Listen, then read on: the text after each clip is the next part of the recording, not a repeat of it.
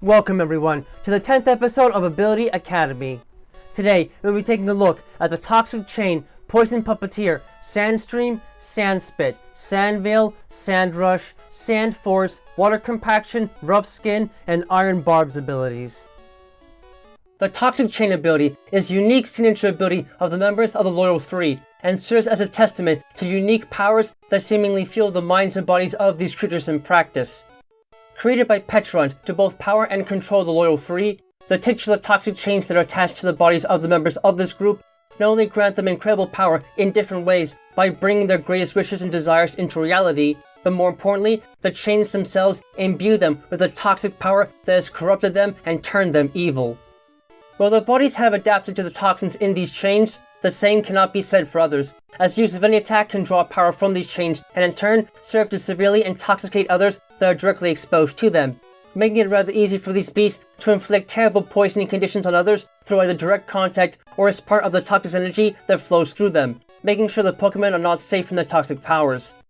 Because of the immense toxins that flow through the bodies of Pokémon in possession of this ability, it infuses every attack used by them with toxic energy that can infect and badly hurt others, in turn meaning that any attack they use with this ability active will have a 30% chance of badly poisoning the target of said attack.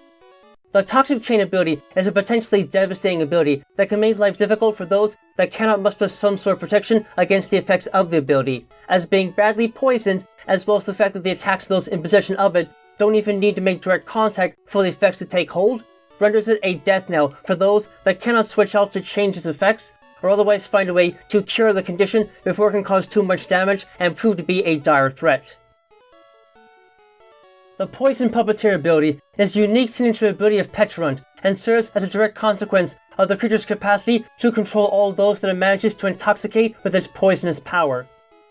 Unlike all other types of Pokémon that use toxins to both damage others and inflict them with status conditions, the toxins that are generated by Petron are uniquely tied to its spiritual essence and thus carry a bit of its own power and mind with them as they are created and unleashed upon others, either in liquid form or as part of the poisonous mochi that it can create inside of its shell. While this normally has the effect of corrupting and then controlling those that are subjected to its toxins, it can also use a scaled-back version to simply mesmerize and cause sensory overload in their target, rendering them unable to properly move without the risk of hurting themselves under Petron's whims. As a consequence of the spiritual connection that the toxins have to their own form, if Petron manages to poison or badly poison an opponent, it can then use that connection to induce sensory overload into their entire frames, forcing their body to move under Petron's will and not their own, and in turn confusing them in the process as they fight to remove the entity's influence from their mind and hearts. The Poison Puppeteer ability is a truly dangerous force to have to deal with because of Petron's capacity to easily poison others with its attacks and techniques, which seems to be the strongest defining trait of the creature outside of its incredibly high physical defenses. And while it might not always ensure that others are placed under its direct control, the fact that it can help them confuse those that it poisons means that it can set them up for severe pain that will only get worse as time goes on if they can't break free of its mental influence. The Sandstream ability is a rare but potentially devastating ability that effectively controls the weather in such a fashion as to make anything other than a rock, ground, or steel type Pokemon, or a species that has an ability that prevents sandstorm damage, completely miserable. Not surprisingly, it is in turn completely limited to Tyranitar, Gigalith, and the members of the Hippopotas family. Pokemon in possession of this ability naturally carry either a great deal of sand within their bodies that can be sprayed with incredible force and velocity to generate a sandstorm, or are otherwise able to generate seismic shocks in the ground with their bodily actions that pull up so much debris from the ground and with such velocity that it whips up a terrible wind alongside the debris that converts it into a howling sandstorm for a short period of time. Regardless, the mere presence of one of these creatures in battle is effectively enough to guarantee that such a wicked storm will be summoned the moment they step foot into battle under normal circumstances. When a Pokemon in possession of this ability is brought out into battle, their mere presence again will be enough to summon a potent sandstorm that will not leave the surrounding area until approximately 5 combat turns later. The ability will stay in effect until something else changes the weather again or its effects otherwise wear off, but it is otherwise completely stable. The Sandstream ability, though rare, is the best tool a trainer that can have on their side when their strategy requires a sandstorm to be present for as long as possible. The fact that the weather condition will persist for some time even if the possessor is switched out, only makes it that much more dangerous in the right hands. The Sand Spit ability serves as the signature ability of the Silicobra family, and exists as a consequence of the immense amount of sand stored in their elastic bodies. While these serpents are very much like the members of the Hippopotas family, in that they have bodies that can store a great deal of sand inside of them, in some cases their bodies are not quite as rigid or able to take direct hits without being compressed violently, even if the damage done is quite small. As a result, if they are hit harshly with an attack of any sort that is meant to inflict damage, it can cause them to violently spray out sand from their bodies at such a high velocity that it can whip up a massive sandstorm in their vicinity, which serves as a useful deterrent against anything that would dare to attack these beasts if they are not used to the arid environments they tend to call home.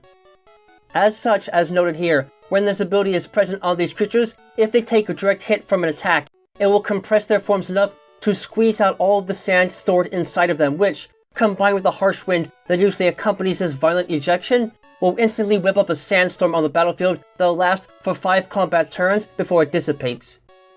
The Sand Spit ability, though rare, is one of the best tools a trainer can have on their side when their strategy requires a sandstorm to be present for as long as possible.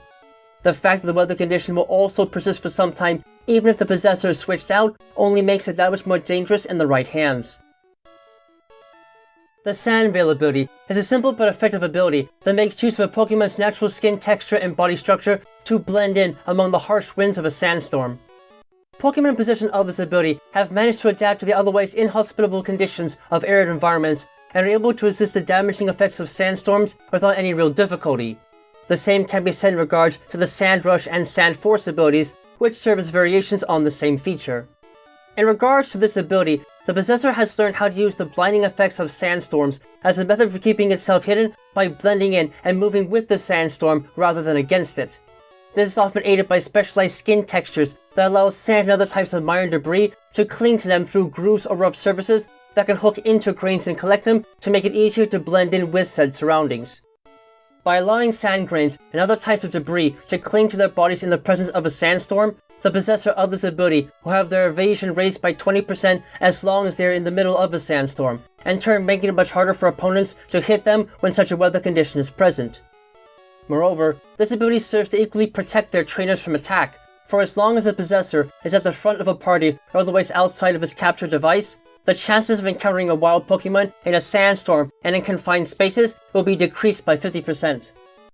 The Sand Veil ability is a great defensive weapon among trainers that specialize in using sandstorms as part of their strategy, and can easily help keep an otherwise defensively weak Pokemon relatively safe from harm.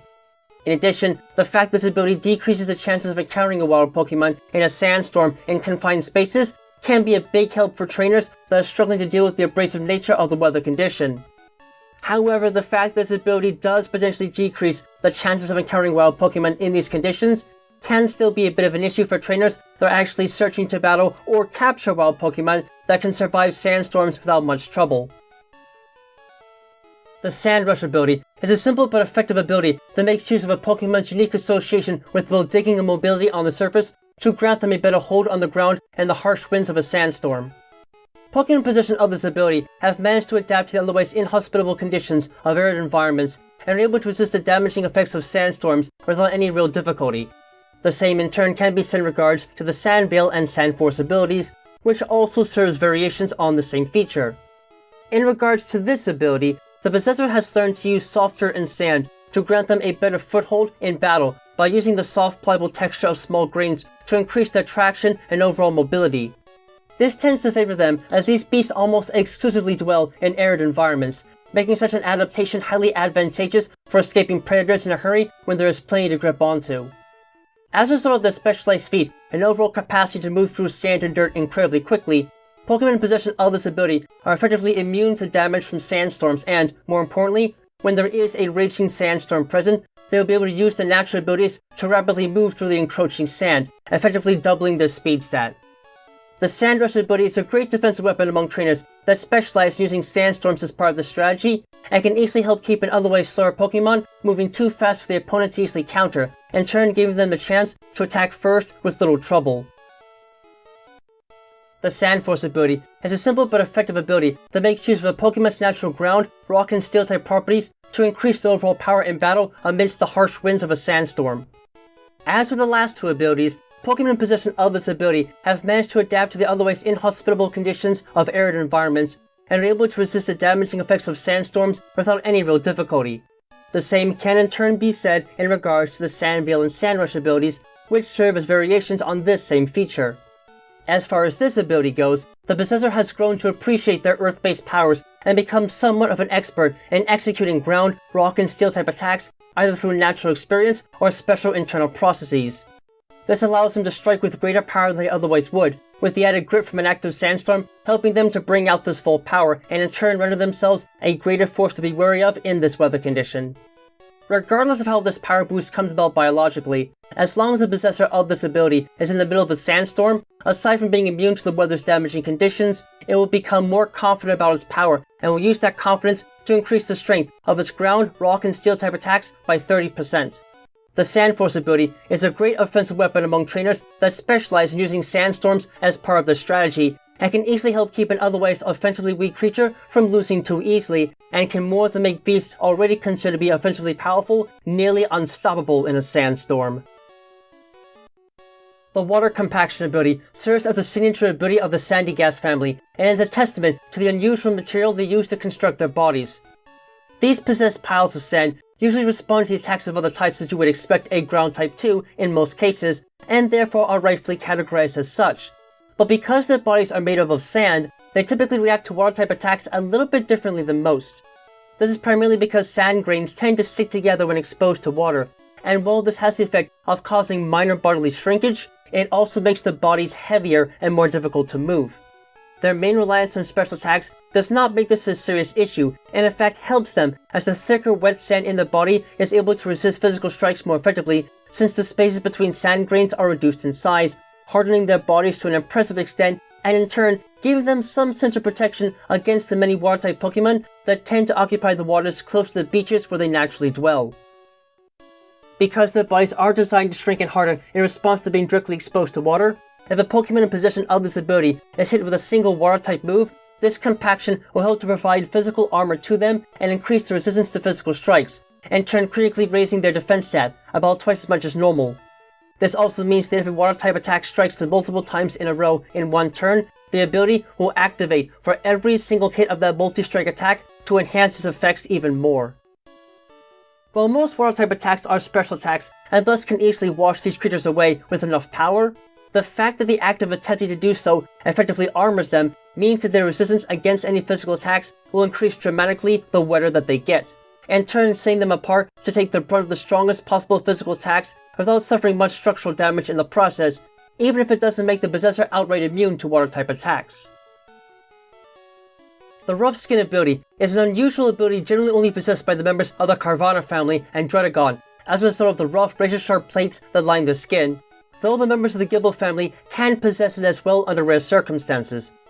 For the members of the Carvanha and Gible families, their skin is much like that found among most types of sharks and is lined with many sharp, tooth-like scales that are designed to help reduce drag in the water and air, but can ultimately inflict a nasty flesh wound that's scraped across skin or even armor in some cases. For Dredagon, the effect is similar, though only on the thick, rough skin on their head, as it's covered with such sharp plates and is primarily designed as an offensive tool against attackers in battle. It is currently unknown why exactly the latter has access to such a physical attribute biologically, but it may likely be connected to their aggressive hunting styles and their preference for using their heads to deliver nasty physical blows in close quarters.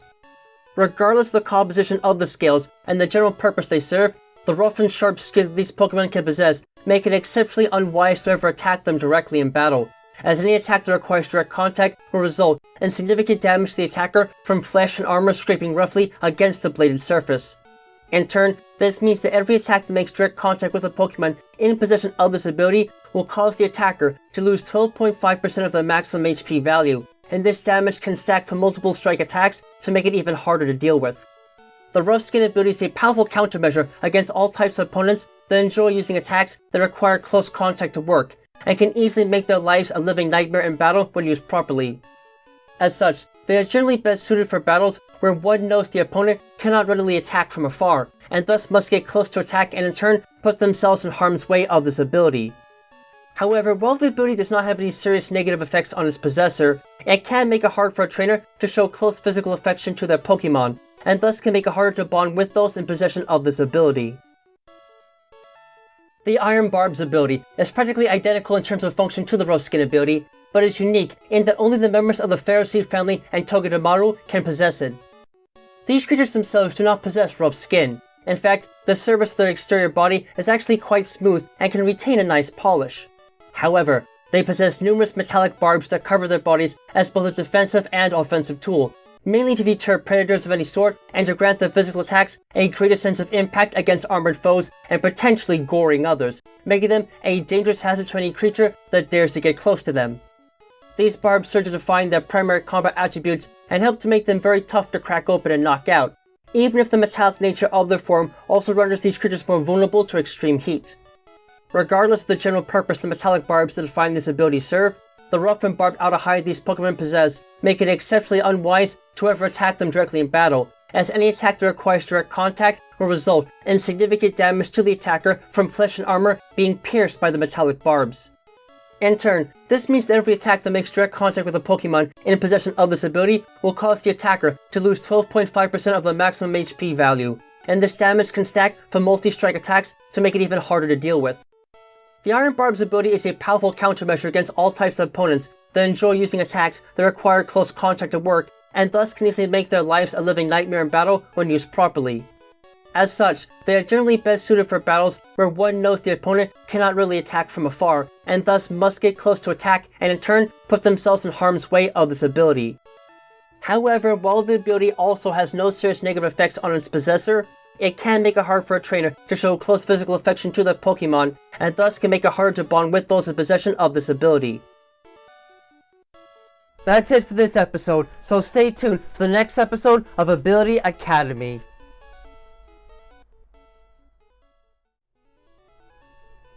Thank you all for watching this video. It is a great pleasure to share with you all the fruits of my research and all the positives it gives to understanding the wonderful creatures we call Pokemon and how their powers and behaviors function in their world. If you enjoyed this video and would like to see more work like it, please give a like, comment, and or subscribe to the channel so you can get regular notifications on when new content is being uploaded. You can also find links to my DeviantArt page, Patreon, and Discord server in the description below. Please, join me on this road to seeing what the world of Pokemon has to share with us, and the many mysteries and wonders that keep us all coming back for more.